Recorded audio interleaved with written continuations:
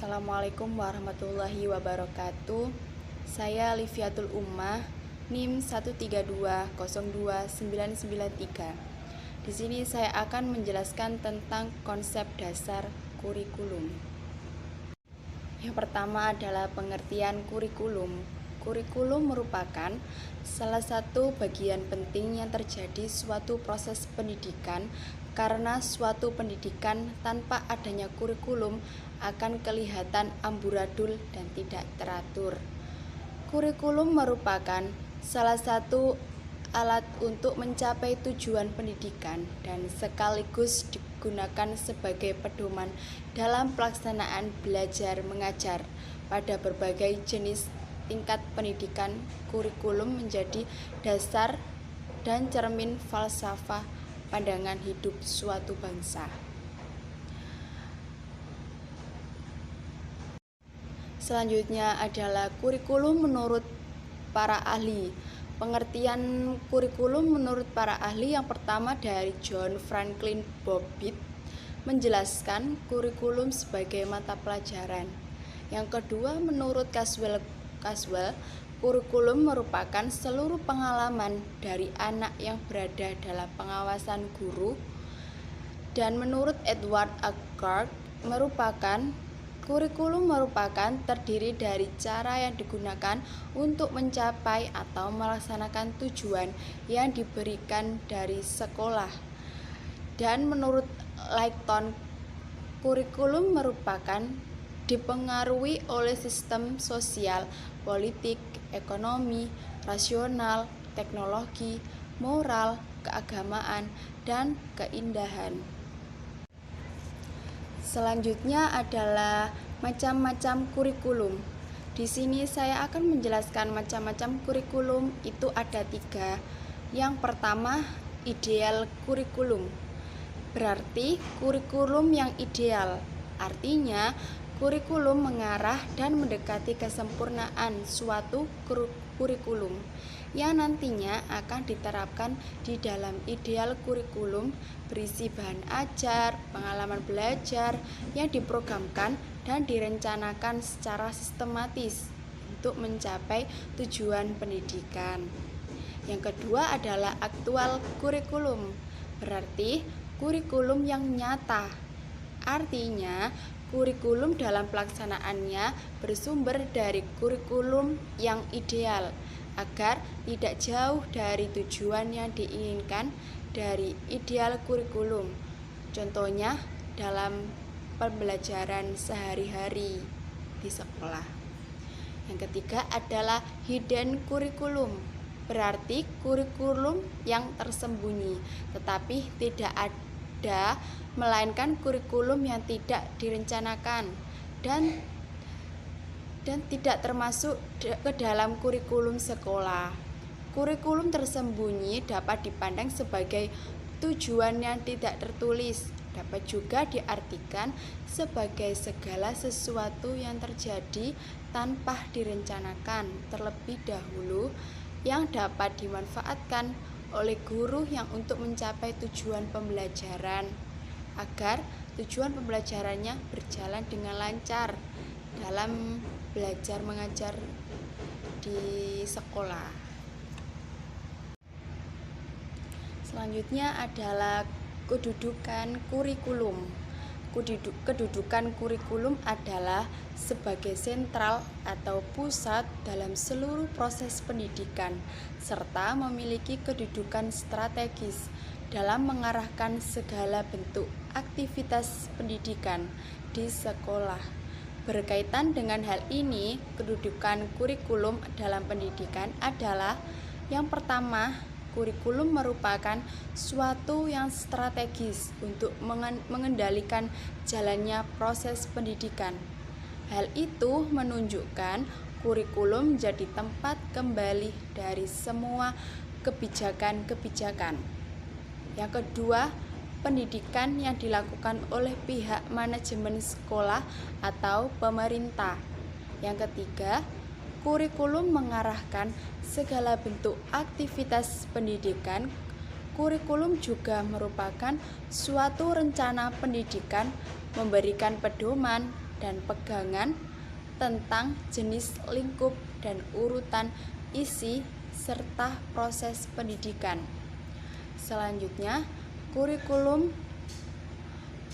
juga merupakan suatu bidang studi yang diketahui para ahli atau spesialis kurikulum yang menjadi konsep atau landasan institusi pendidikan.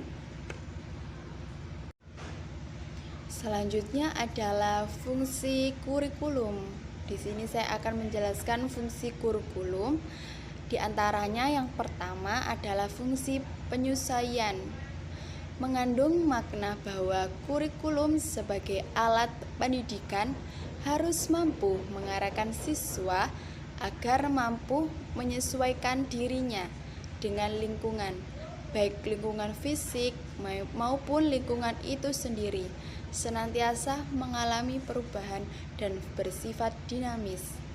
Siswa harus menyesuaikan lingkungannya, baik itu lingkungan di sekolah dan dimanapun yang kita melakukan proses belajar mengajar. Yang kedua adalah fungsi integrasi. Mengandung makna bahwa kurikulum sebagai alat pendidikan harus mampu menghasilkan pribadi-pribadi yang utuh. Siswa pada dasarnya merupakan anggota dan bagian integral dari masyarakat itu sendiri yang kita alami di sekitar kita. Yang ketiga, fungsi diferensiasi.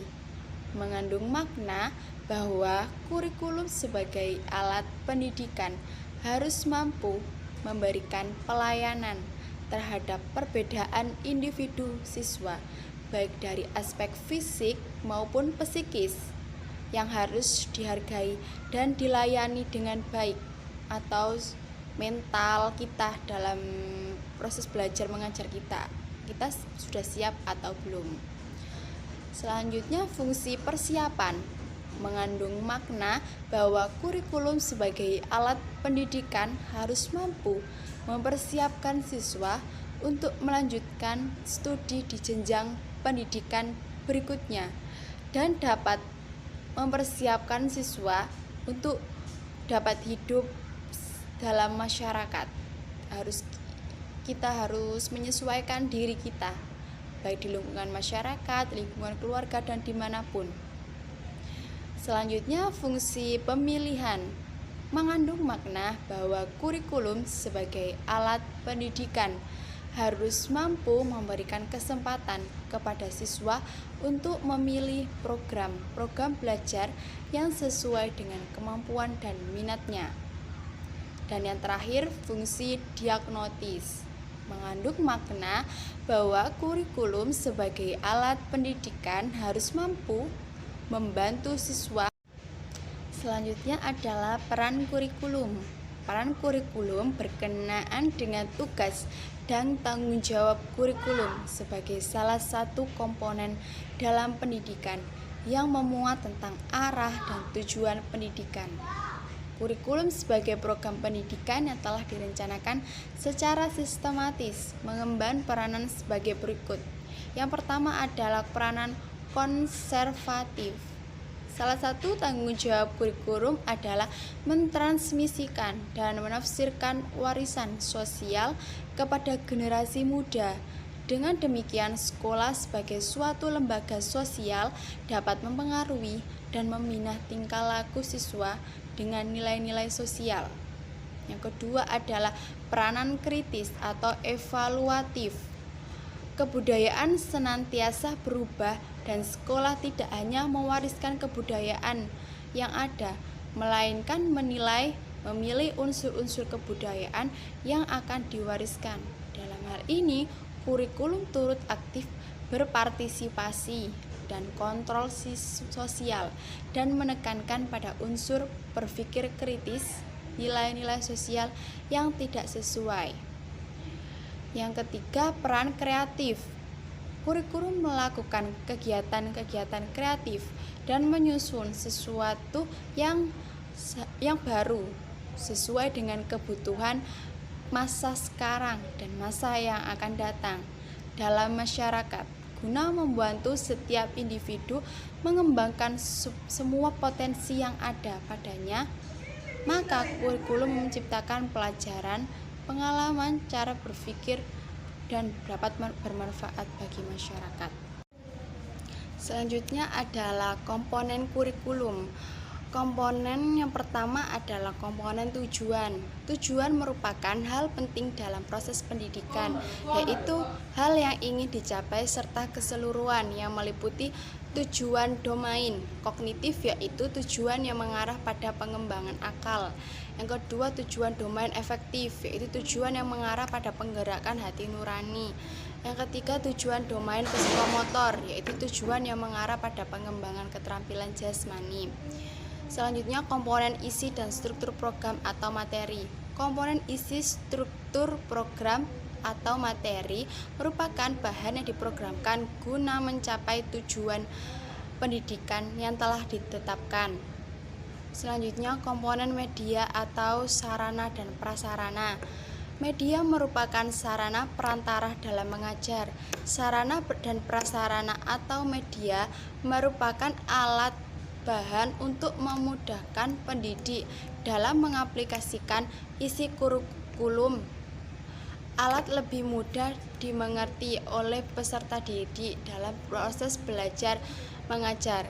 Ketetapan memilih alat media merupakan suatu hal yang penting dikarenakan akan mempengaruhi daya tangkap peserta didik.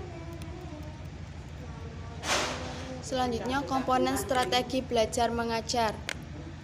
Dalam proses belajar mengajar, seorang pendidik perlu memahami suatu strategi. Strategi menunjuk pada sesuatu pendekatan, metode, dan peralatan mengajar yang diperlukan. Strategi mempunyai arti komprehensif, yaitu mesti dipahami dan diupayakan. Selanjutnya, komponen proses belajar mengajar. Komponen ini sangatlah penting dalam suatu proses mengajar adalah terjadi perubahan tingkah laku peserta didik menjadi manusia yang lebih baik. Komponen ini erat kaitannya dengan suasana belajar di dalam ruangan kelas maupun di luar kelas. Yang terakhir, komponen evaluasi atau penilaian. Untuk melihat sejauh mana tingkat keberhasilan dalam pelaksanaan kurikulum, maka diperlukan evaluasi. Dengan evaluasi atau penilaian akan diketahui tingkat keberhasilan dari semua komponen. Komponen evaluasi ini tidak hanya memperlihatkan sejauh mana prestasi peserta didik saja, tetapi juga sebagai sumber input bagi sekolah sebagai upaya perbaikan dan pembaharuan suatu kurikulum. Selanjutnya adalah kurikulum sebagai program. Kurikulum dapat dipandang sebagai suatu program pendidikan yang direncanakan dan dilaksanakan untuk mencapai sejumlah tujuan-tujuan pendidikan tertentu. Pada hakikatnya, kurikulum menjadi suatu program kegiatan rencana dan memiliki rentang yang cukup hingga membentuk suatu pandangan yang menyeluruh. Di situ pihak kurikulum dipandang sebagai suatu dokumen tertulis dan di lain pihak kurikulum dipandang sebagai rencana tidak tertulis. Kurikulum merupakan sebuah program yang didesain, direncanakan, dikembangkan, dan dilaksanakan dalam situasi belajar mengajar yang disengaja. Diciptakan di sekolah, kurikulum sebagai sebuah program atau rencana pembelajaran tidaklah hanya berisi tentang tujuan yang harus ditempuh beserta alat evaluasi untuk mengetahui keberhasilan pencapaian tujuan. Di samping itu juga berisi tentang alat atau media yang diharapkan mampu menunjang pencapaian tujuan tersebut. Selanjutnya adalah kurikulum sebagai tujuan. Kurikulum sebagai tujuan memiliki arti bahwa kurikulum didesain sebagai usaha atau alat dalam mencapai tujuan pendidikan yang disusun secara hierarki mulai dari tingkat nasional hingga internasional. Kurikulum pada suatu sekolah merupakan suatu alat atau usaha dalam mencapai tujuan-tujuan pendidikan yang diinginkan oleh sekolah tertentu yang dianggap cukup tepat frekuensi untuk dicapai. Dalam merumuskan tujuan harus meliputi yang pertama adalah proses mental, kedua produk bahan yang berkaitan dengan itu, dan yang ketiga tujuan yang kompleks harus dispesifikkan sehingga lebih jelas bentuk kelakuan yang diharapkan. Di Indonesia dapat diketahui ada 4 tujuan pendidikan yang secara hierarkis dapat dijadikan pedoman dalam perencanaan dan pengembangan kurikulum sebagai berikut. Yang pertama adalah tujuan nasional atau tujuan pendidikan nasional. Adalah tujuan umum yang erat dengan muatan filosofis yang dirumuskan oleh pemerintah dalam bentuk undang-undang.